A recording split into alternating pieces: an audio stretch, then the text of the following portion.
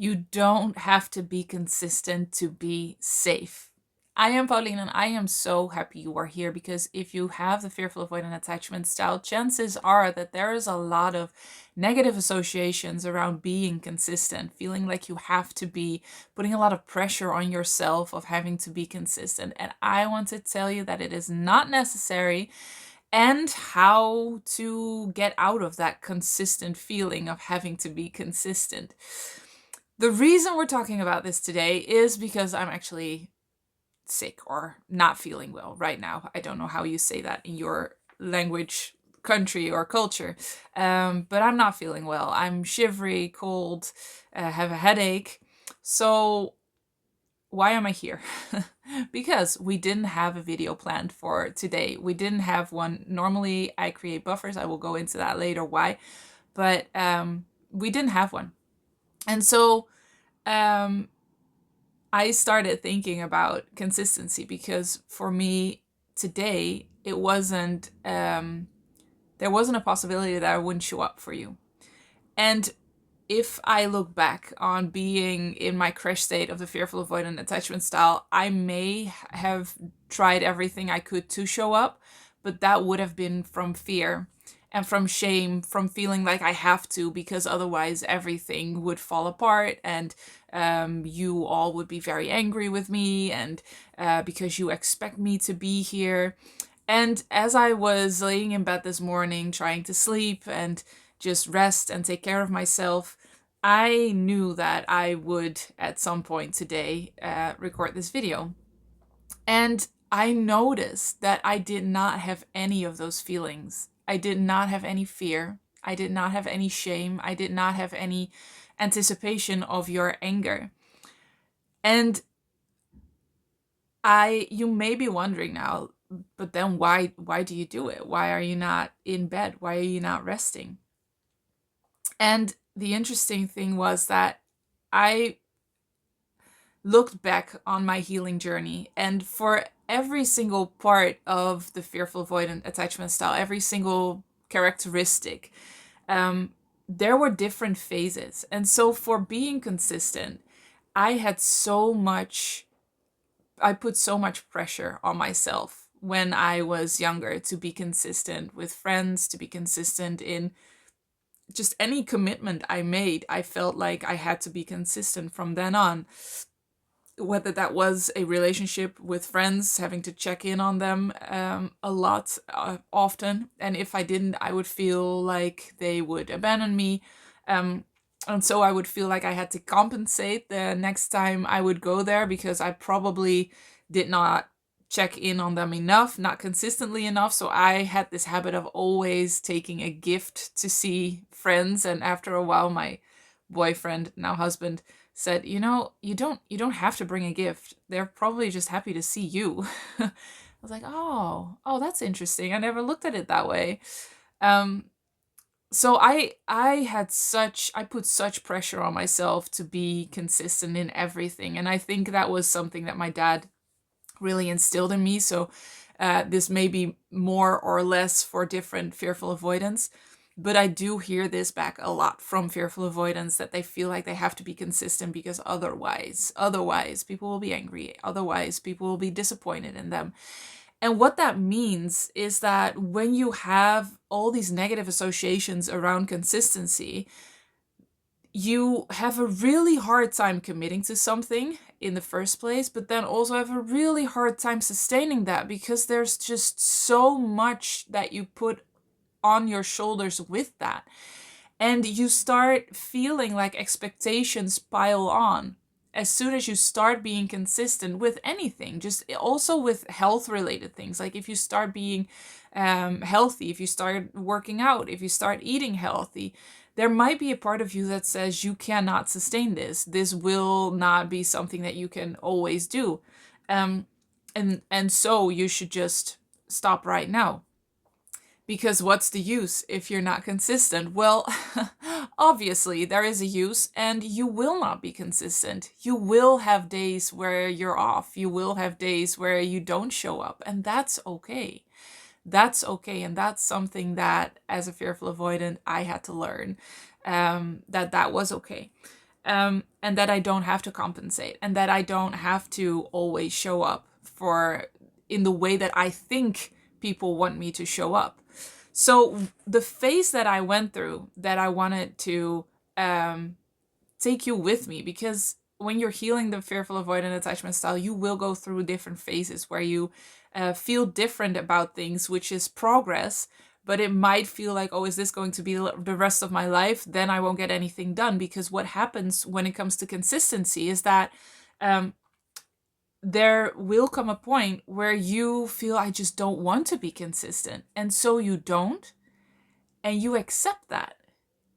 You accept yourself through that. You love yourself through that. And there is beauty in releasing the need for consistency as having anything to do with your worth. So you should not have friendships that are based on you have to be there consistently for me every single week or else we won't be friends. That's not what friendship is about. It can be so much deeper. It can be so much more on a soul level. And then it doesn't matter if you see somebody once every 10 years or once every week.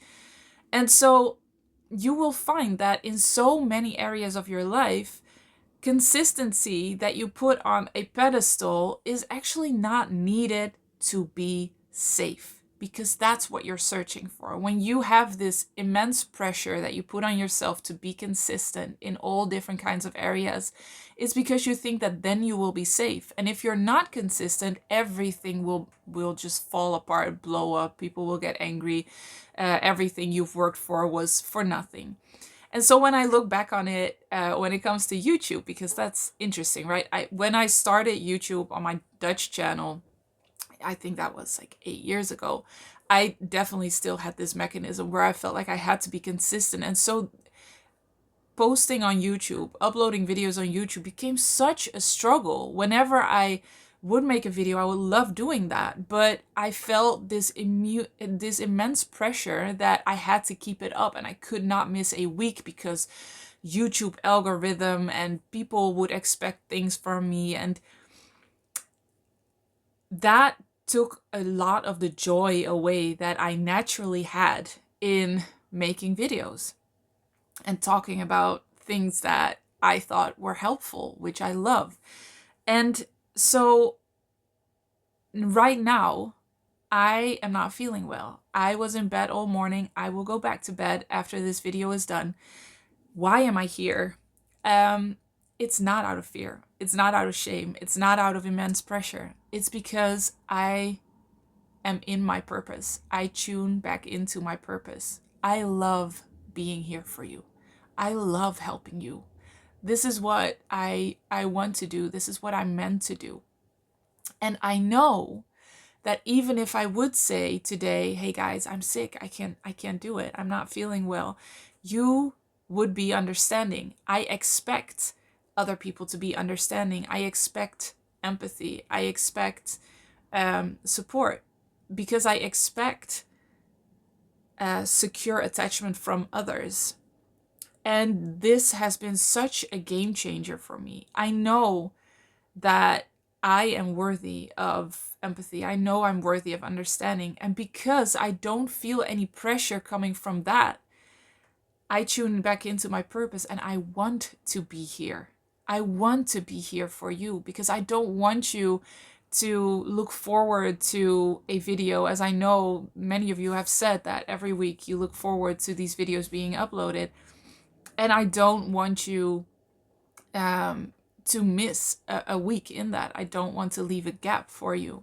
So I'm not afraid of disappointing you. I'm not afraid of you getting angry. I'm not afraid of everything falling apart. I feel safe whether I would be here or not. But I want to be here, because now the consistency is innate. It just comes from within. And if it's really not possible, I didn't upload 1 week during Christmas holidays, for instance. I tried and it was just not possible to record a video. I won't, but as when I'm capable in any which way, I will, because that's just what I want to do. And I remember going through the phase of allowing inconsistency and being so scared through it, thinking that, well, for instance, with YouTube, if I don't upload consistently, then nothing will happen, everything will fall apart. And yet I stopped uploading on my Dutch channel because I started being on here so much. um, and still, a lot of people find me through those videos. So consistency is not what you make it out to be. It's not that you have to be consistent always. It's that what you need and what you want matters. And therefore you go through this phase where you allow inconsistency, where you allow yourself taking care of yourself. And so me stopping the videos on the Dutch channel was actually quite healing in that moment. Because I was so scared that everything would fall apart, and it didn't. And you will notice that. You will start seeing that when you allow inconsistency. So consistency is not what is keeping you safe. It is not true that you need to be consistent to be worthy. You are worthy. You have always been worthy, whether you are consistent or not. And there are different forms of consistency also. It is not about checking in once a week with that friend every single week. Consistency can also be you. You are you. And the core of you never changes. And so that is consistent. And when we live more from that core, it really, and you have that already. It already shines through everything that you struggle with.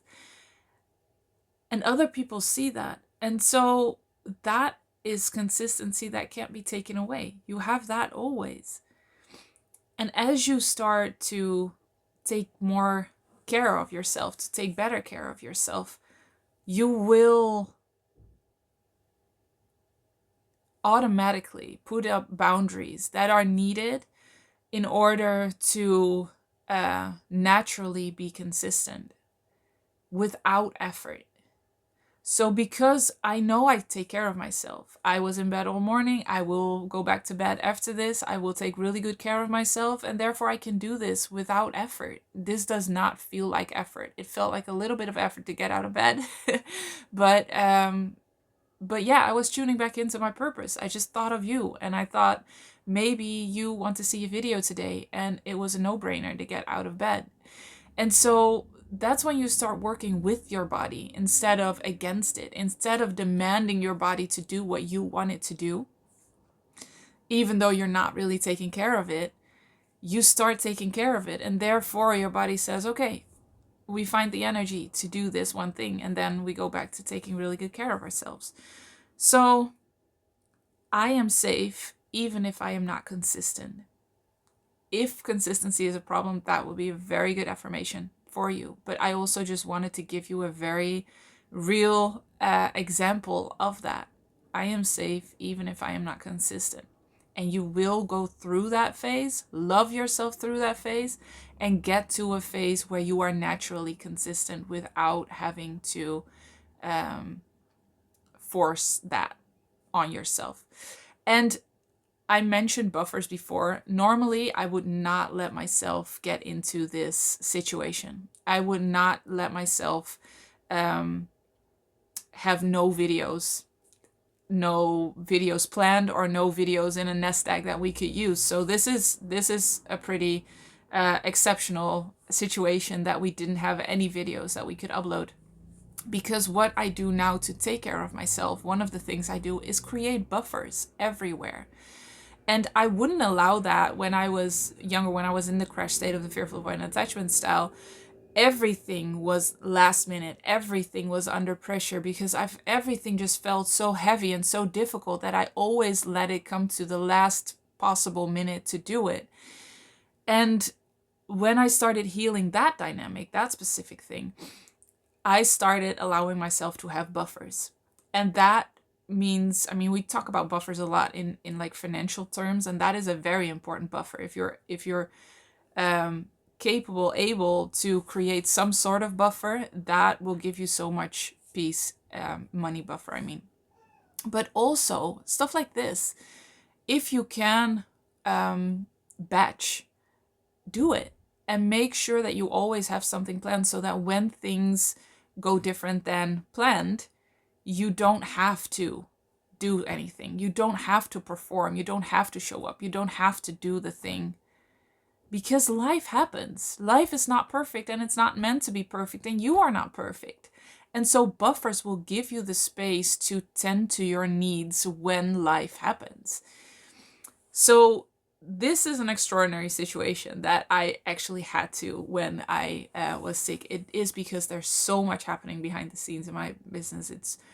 We're doing a lot of things. We're growing really, really fast, and I just had not had the time, but also I didn't take the time to actually film a couple of videos, because it is a choice. It is a choice to take care of yourself. It is a choice to create buffers, and it is an act of self-love. And just doing that,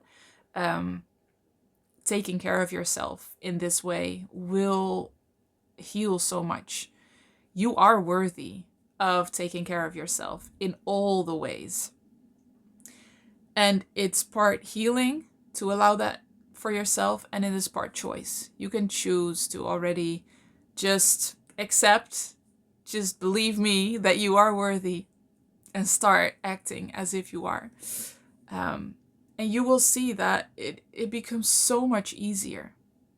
It becomes so much easier. If you would have told me 15 years ago, when I was in the crash state, that I would be running 3 different businesses, quite large, quite big businesses, I would probably have had a panic attack, because then I felt like, but then I have to perform every single day, and I have to be at the best that I can be every single day, and then I have to, there was just a lot of have tos, and I created a life where I don't have to do pretty much anything. I just do whatever I love to do. And so that is possible. It is possible that you create a life that is very light, and that is there to support you. So I just wanted to burst the bubble burst the illusion on having to be consistent. You really don't have to be consistent. You are enough as you are. Your core is consistent, and I wish you peace. I wish you the lightness of what I'm experiencing now in being here with you, because I want to, not a second from pressure, just because I want to. And that's why I love the Healed and Happy program, where you go to the roots of the fearful avoidant attachment style and heal, because you can keep struggling and pushing and forcing, and that's fine. I mean, you it's your life. You really get to do whatever you can and want to do. But what I wish for you is that you experience what it's like to live life on your terms, and take care of yourself, and feel how light it can be, and how much joy you can get out of the things that now may feel like enormous pressure. I so wish that freedom for you. As always, I am so happy you are here. Genuinely, I am so happy you are here. I am gonna go back to bed, and I will see you in the next one. Healed and Happy is a tailor-made online program where me and my team personally guide you through healing the roots of the fearful avoidant attachment style.